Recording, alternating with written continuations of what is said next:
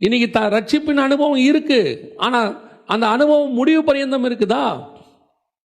இன்னைக்கு அதுதான் நம்ம சொல்லிக்கிட்டு இருக்கிறோம். சபைகளுக்குள்ள ஆவிக்குரிய வாழ்க்கைக்குள்ள வரீங்க, ஆவிக்குரிய வாழ்க்கைக்குள்ள வந்தவொடனே, சபைக்குள்ள வந்தோன்னா, ரட்சிக்கப்பட்டு ஞானஸ்நானம் எடுத்து பரிசுத்த அபிஷேகத்தை பெற்ற பிறகு உங்களுக்கு என்ன சபையில் ஆக்டிவிட்டி? நிறைய வேலையை கத்தர் வச்சிருக்கிறாரு. ஆனா நாம எதை பத்தியுமே கவலைப்படுறதில்லை. நான் எப்பவும் சொல்வேன், சபை என்பது ஏதோ ஒரு மத ரீதியான இடம் கிடையாது, சடங்காச்சாரமான ஸ்தலம் கிடையாது. ஏதோ உங்களை கொண்டு வந்து ஆண்டவர் வந்துட்டு ஒரு தேவ பயம் இருக்கிறதுக்காக பயமுறுத்துகிற இடம்லாம் கிடையாது.